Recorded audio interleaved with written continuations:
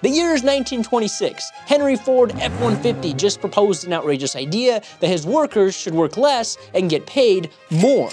What? Who is this guy? 14 years later, the McDonald's brothers created what is now one of the largest real estate companies in the world, and just in time, Congress established the 40-hour work week, promising that if you work more than 40 hours in a single week, you'll get 20% off your Happy Meal. Wait, no, you'll get overtime, as in ka-ching, and a half.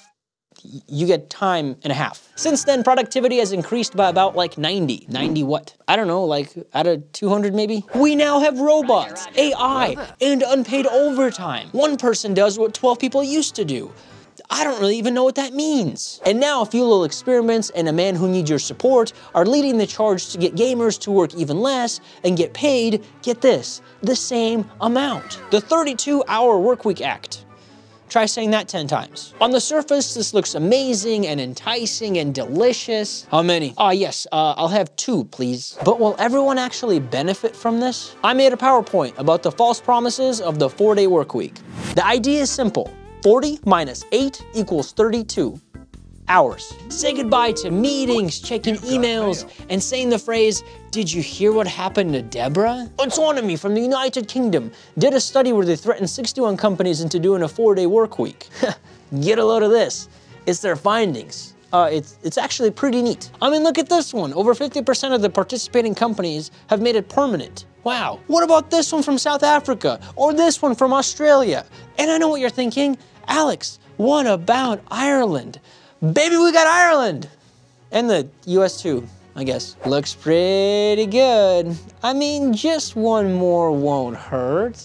Ladies and gentlemen, we got him. So there's a catch. Disclaimer, I know that there's like a bunch of different types of jobs and bosses and situations.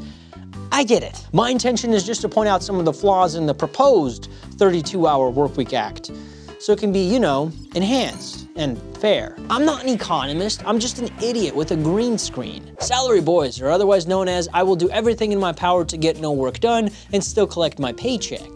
Oh, thank you.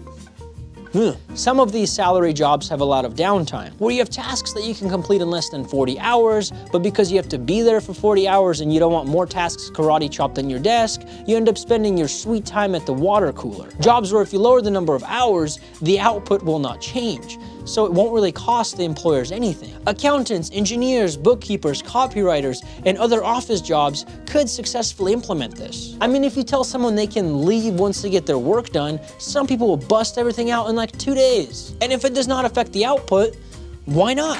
With the new plan, they would work 32 hours, but get paid the same amount. So in a sneaky way, they would be getting more buckaroos per hour.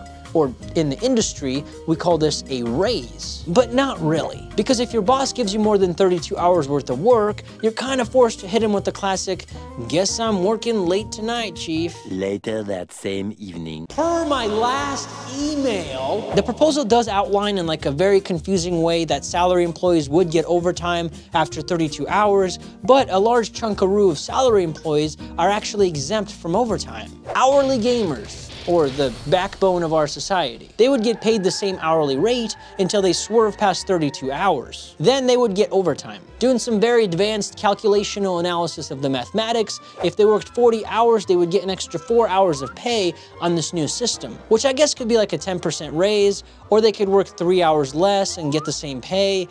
But they're gonna be working more than 4 days a week. Currently, some slummy employers will dead sprint into hourly employees when they hit 39 hours, grab them by the back of their neck, and yank them away from the cash register. Because they don't wanna pay a few extra dollars per hour, even though they're pocketing billions of dollars every year. The new plan would have employers Naruto sprinting at 31 hours. So some employees might need to find 2 jobs to actually be able to make enough money to afford life's basic necessities, like food, rent, and like 14 different subscription services. I need a subscription to manage subscriptions? The majority of the US is hourly, and the majority of that majority is lower and lower middle class. So implementing this act is kind of like saying, you're doing a good job, I guess, here's a little treat.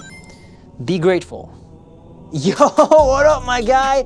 Do I have something for you? You are gonna love it. I mean, you gotta start somewhere, right? But to make it fair, you gotta give everyone a 20% raise. This proposal does that for the salary folks. Well, what if the hourly normies got 20 cents more for every dollar they made? Well, if you all of a sudden said the entire country could work 20% less, that'll come with its own pile of, oh, who did not turn on the fan? I keep telling you people, turn on the fan. That could mean gamers would be loaded with more work or less services would be provided. Yeah, good luck getting some of that delicious Baja Blast freeze at 2 o'clock in the morning. Production could decrease or maybe even be moved to other countries. And something inflation, GDP, economy. If it means workers would be happier and have a better work-life balance, then maybe it's worth it. Psych, get out of here, you simp.